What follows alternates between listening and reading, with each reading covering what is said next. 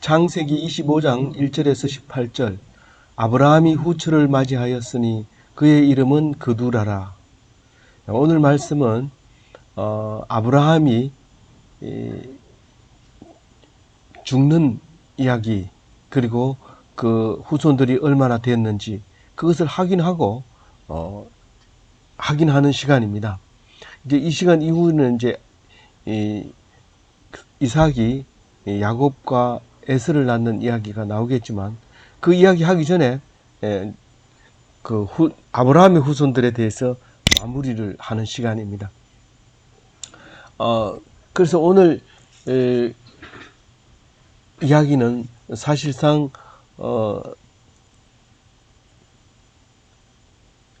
야곱과 이삭이 태어나고 난 뒤의 일이지만 먼저 기록을 하게 되어 있습니다.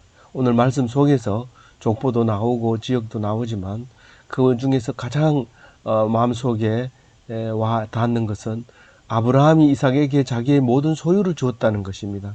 많은 자손들이 있지만 오직 이삭에게만 자기의 모든 소유를 주었다는 것을 기억하면서 우리가 남들 눈치 보고 욕심내 가지고 네 혼자만 받으려고 하느냐, 뭐 이런 소리 들을까봐 걱정하지 않고 오늘 25장 5절 말씀을 듣고 욕심내시기 바랍니다. 모든 것을 받으시는 그런 사람이 되어야 됩니다. 아브라함을 닮은 사람은 오직 이삭 한 사람밖에 없다는 얘기입니다.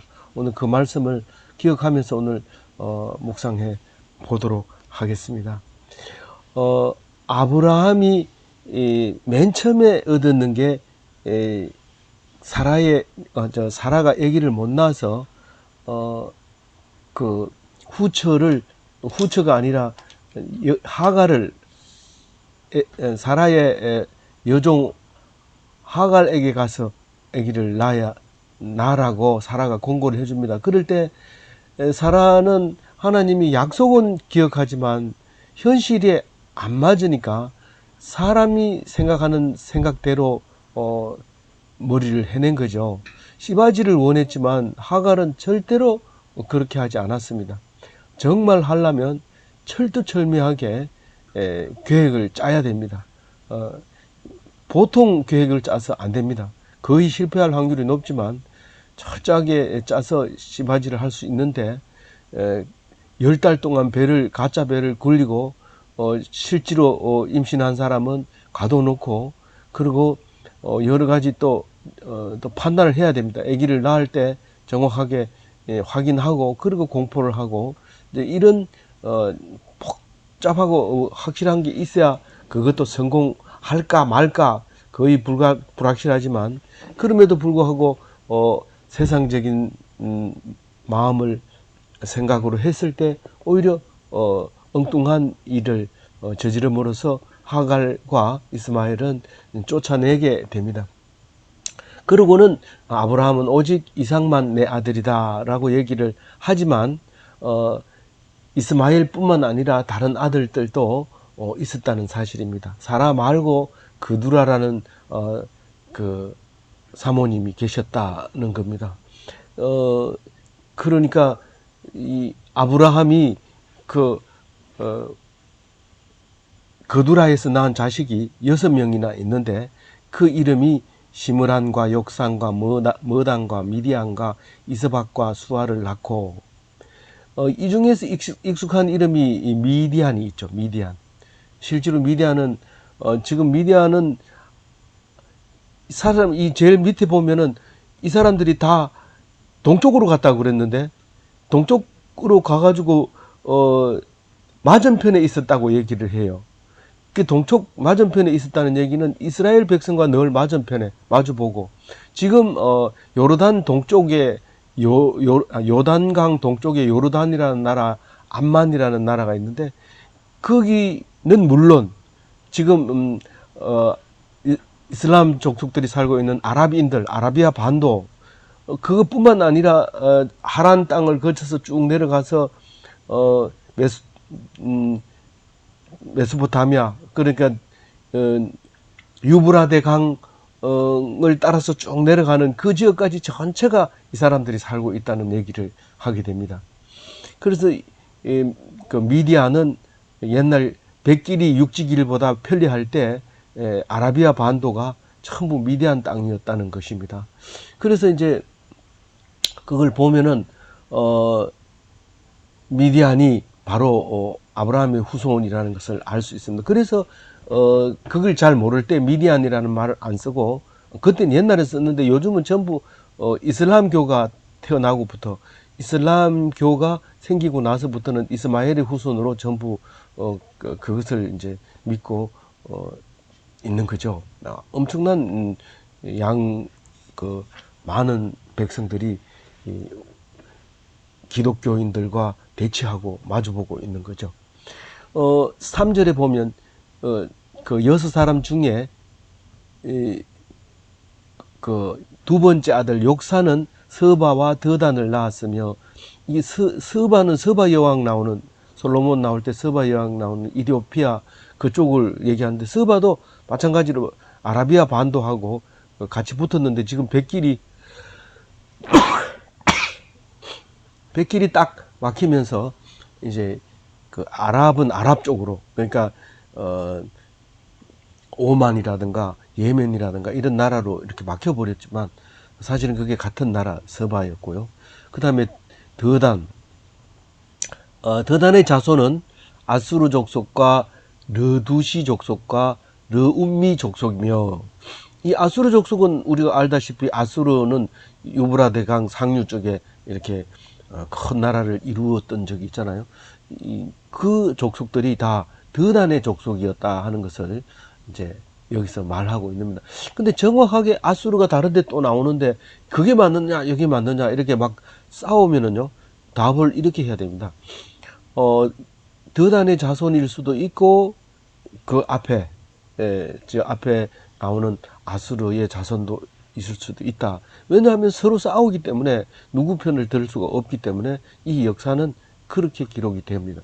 근데 정확하게 또 우리가 막 정말 우리는 똑바로 알아야 되겠다, 우리 성경인 만큼 우리 오류가 있어서는 안 된다 이러면서 막 역사적으로 고정을 따지다가 그것 때문에 죽는 수도 있고요. 위험해요. 그런 거는 그냥 성경 있는 대로 읽으면 나중에 은혜 받는 대로 받으면 되지만, 우리가 옳고 그름을 따지다가 죽는데, 그건 왜 그러냐면 그것은 하나님이 옳고 그름을 판단해야 되지, 사람이 네가 뭐 옳고 그름을 판단하라고 내가 고난을 준 적이 없는데 네가 왜 옳고 그렇게 하냐, 네가 똑같은 사람이다 그러면서 위험하게 만들어줍니다. 그래서 너무 따지지 말고 그냥 하나님이 주신 은혜에 감사하고 기뻐하고.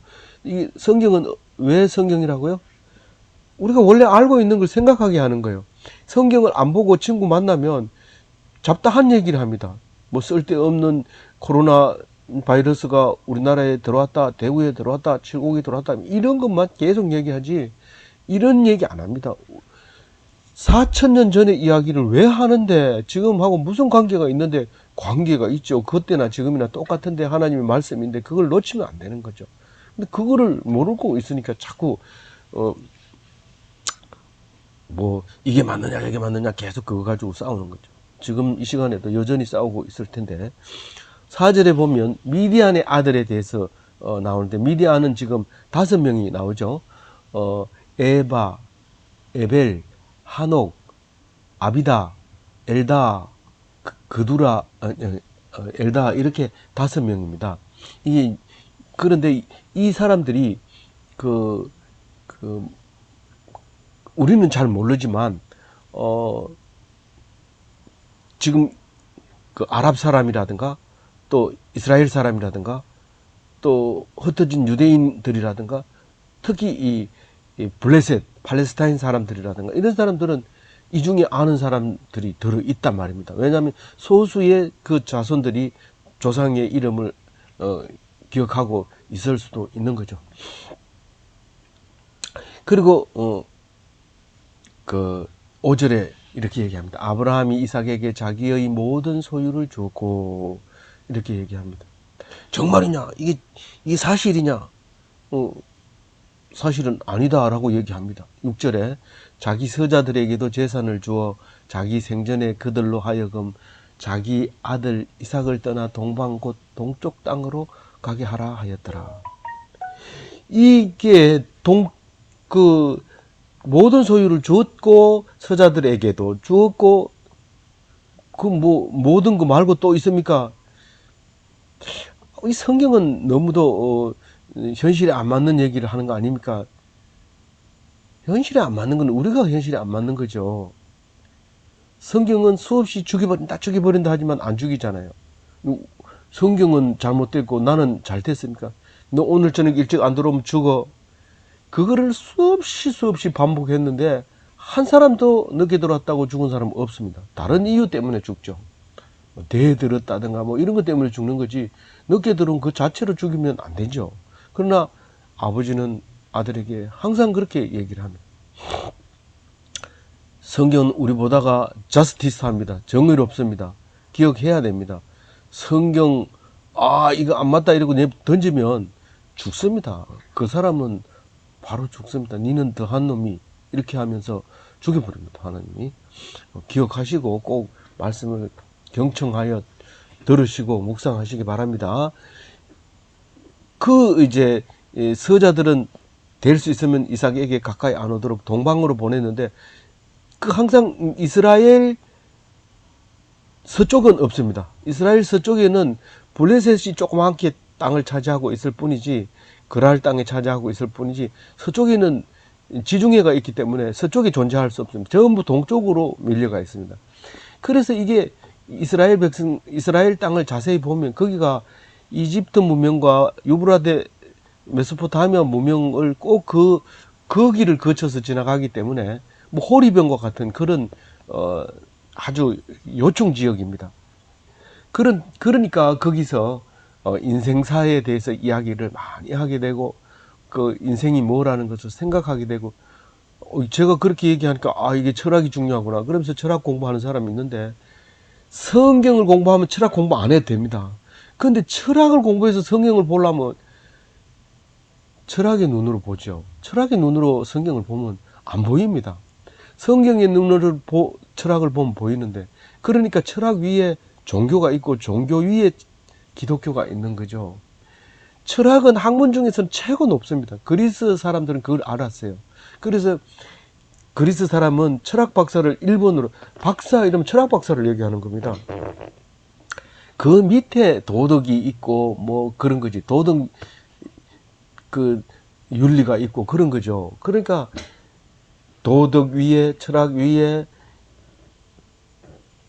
종교 위에, 그 위에 기독교가 있다는 사실을 기억을 안 하고 있으면 엉뚱한 짓을 계속 하고 있는 거예요.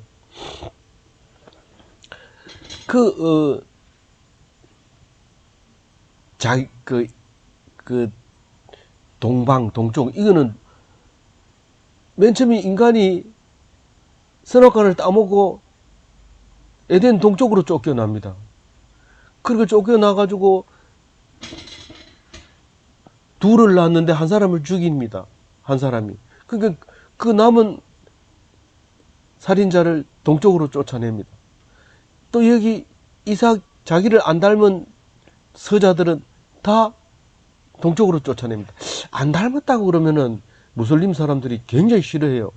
우리 맏아들 이스마엘의 후손인데 우리가 장자인데 지금 무슨 소리 하냐 이렇게 대들기 때문에 조심해야 됩니다. 그런데 모양만 닮고 형상을 안 닮은 사람이 있고 모양과 형상을 다 닮은 사람이 있는데, 지금 아브라함은 이삭만 내 아들이다라고 얘기를 합니다. 그게 모양과 형상을 닮은 거죠. 그래서 자꾸 동쪽으로 쫓아내는데, 우리는 지금 어디에 삽니까? 극동아시아에 살잖아요. 그러니까 약간 기분 나쁘려고 할 때도 있어요. 근데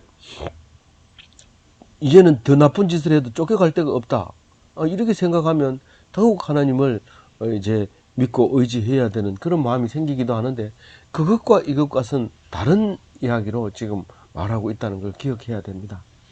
7절에 보면 아브라함이 이제 죽는데 175세에 죽습니다. 향년 175세. 그런데 175세를 뭐라고 표현하느냐면, 그의 나이가 높고 늙어서 기운이 다하여 죽어 자기 열조에게로 돌아가매, 이렇게 얘기합니다. 아브라함의 나이가 높다고 얘기를 해요. 이게 참 신기한 얘기잖아요. 근데 이 원어를 찾아보면 토브라는 말인데 좋다는 말이에요. 우리는 이 성경을 번역할 때 지금도 그렇게 생각하고 번역을 했겠지만 높은 건 좋은 거라고 생각했어요. 높은 건 좋은 거. 그러니까 나이가 좋아서 이게 말이 안 되고 나이가 높고 이것도 말이 안 되지만 그래도 이걸 선택한 거예요. 번역자들이. 높다가 사실은 좋다 이런 말입니다. 그러니까 나이가 좋다는 것은 무슨 뜻입니까? 나이가 죽을 나이가 돼서 좋다는 겁니다. 우리가 어떤 분이 이제 어머니가 90이 넘어가지고 자꾸 자식들을 괴롭히니까 엄마 이제 돌아가셔도 좋을 나이입니다. 그렇게 얘기를 했다고 해요. 근데 그게 나이가 높다 이렇게 혹은 나이가 좋다, 다시 말해서 175세는 호상이다 그렇게 얘기를 합니다. 그리고 힘이 펄펄 나면은 자식들 괴롭히지 않고 스스로 하면 되지만 기운이 다 빠져요.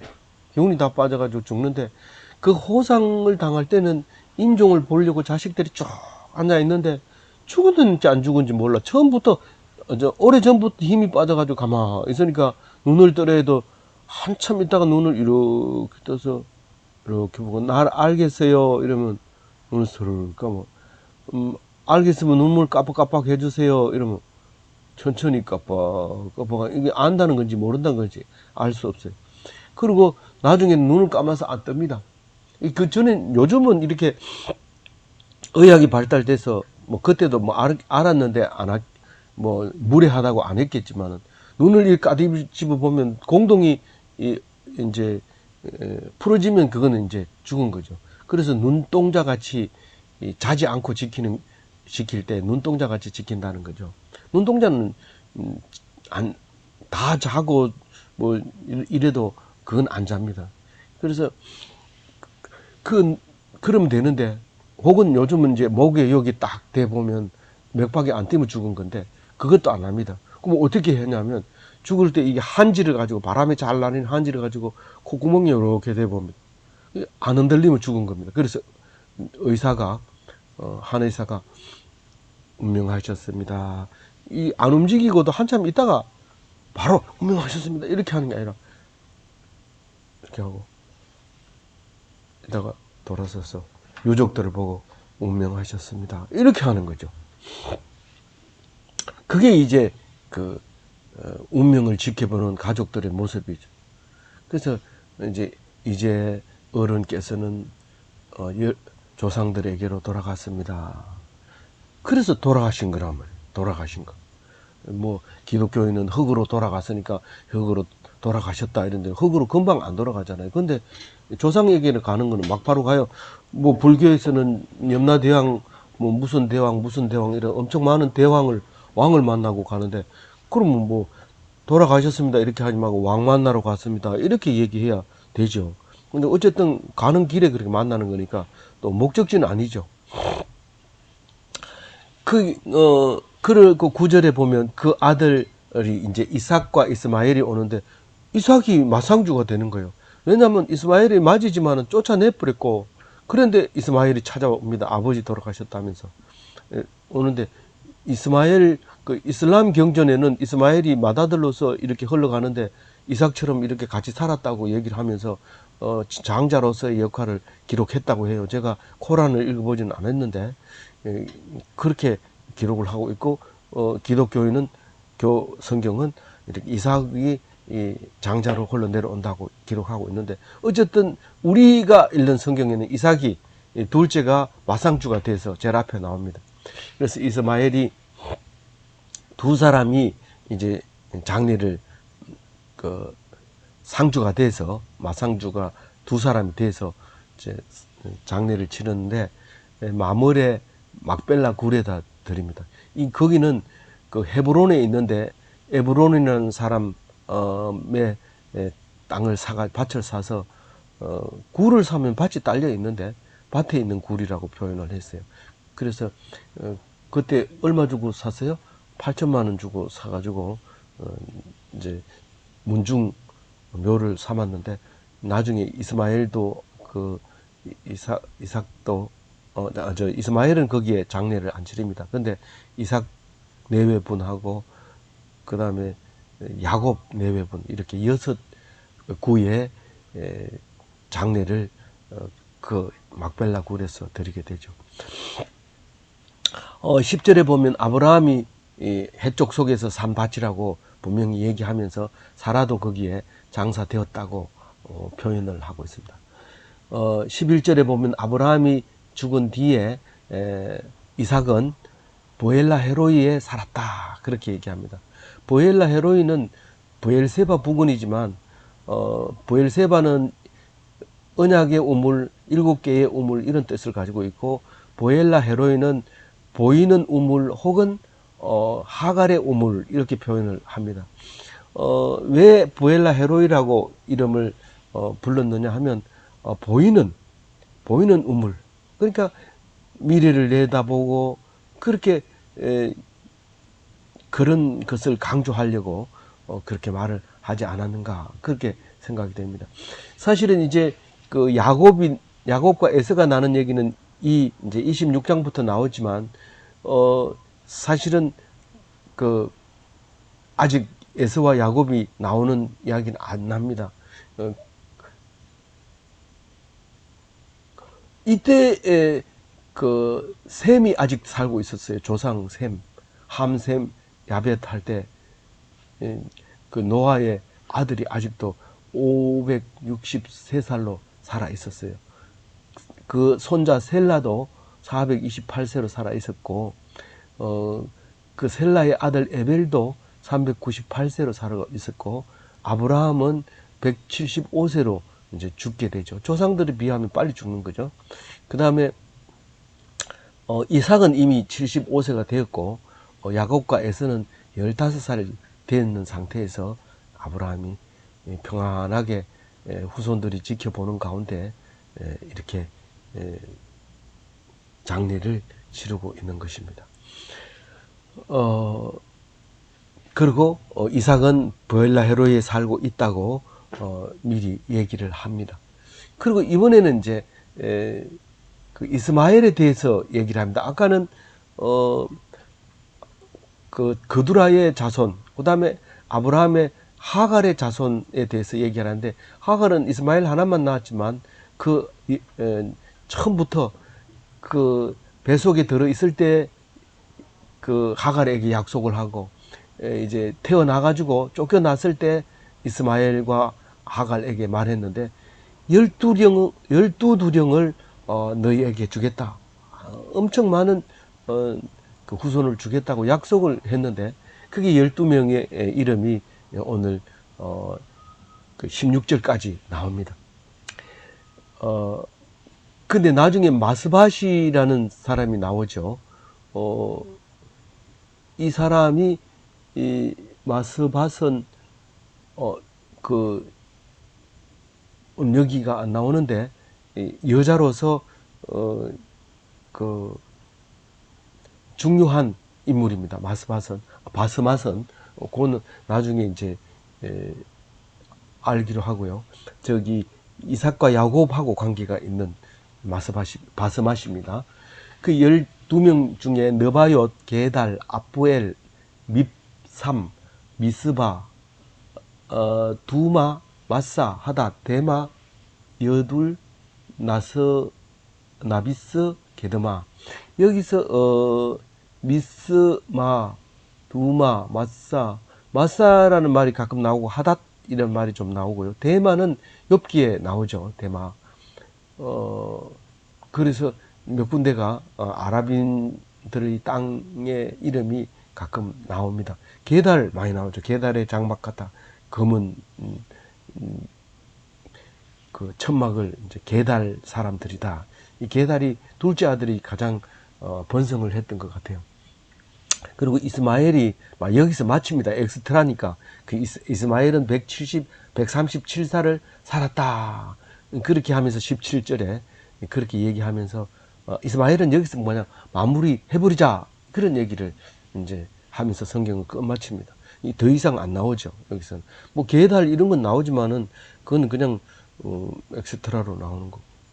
그리고 이제 그 아브라함의 서자들, 그러니까 이스마엘과 그두라의 자식들은 이제 어디에 살았다고요? 그 모든 형제의 맞은편에 거주하였더라.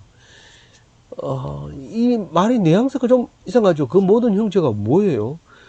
그 이삭의 그 자손들과 이 다른 사람들의 자손들과 마주보고 살았는데, 그 팔레스타인 전 지역과 지금 이란 이라크 전 지역, 아라비아 반도, 여기에 다 흩어져 산 사람들이 이스마엘의 자손들이었다는 거죠. 그러니까 이슬람교가 지금 전체적으로 흩어져 살고 있는데, 이게 기원전 500년에 쓴 건데, 사실 배경은 4000년 전의 이야기지만 참 희한하게 잘 기록을 하고 있죠. 여기서 하윌라는 창세기 2장에 나오는 비송강을 말하고 있는데, 거기 학자들이, 역사학자들이 따지면 기원전 600년, 6000년 전에 지금 그 바사만, 페르시아만 그 물속에 있는 게 그 에덴 동산이 거기 있어야 맞다, 이 성경대로 하면.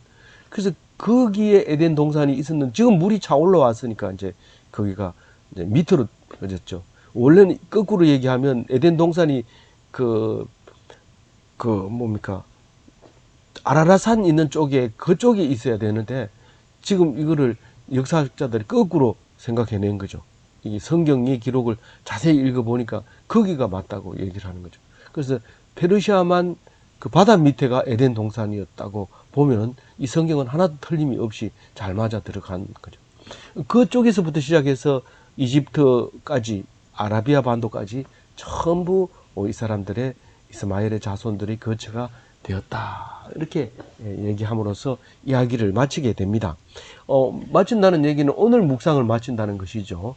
그래서 오늘 묵상 속에는 아브라함이 죽고 그 후손들의 거처를 이야기하고, 이제 본격적으로 예수님의 조상 이삭의 후손 야곱의 탄생에 대해서 26장부터 이렇게 또 묵상하게 될 겁니다. 아무쪼록 거기 묵상할 때 남의 눈치 보면 안 됩니다. 하나님은 나에게 모든 소유를 주었다는 겁니다. 그래서 내가 너를 여기서 가장 큰 사람으로 만들어 줄게.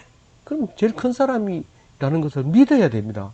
내 같은 게 이러면서 기죽을 필요 없습니다. 물론 높은 사람이 있는데 고개 쳐들다가 죽는 사고가 있으니까 그걸 좀 조심해야 되죠. 그러나 속으로는 항상 하나님께서 주시는 것은 하나님이 속성입니다. 하나님의 속성을 내가 다 가지는 거예요. 자유하게 되고 권한을 갖게 되고, 그리고 영원히 죽지 않는 거고, 그런 거를 말하는 거니까 꼭 그것을 받아 가지는, 모든 소유를 상속받는 멋진 기독교인이 다 되시기를 바랍니다.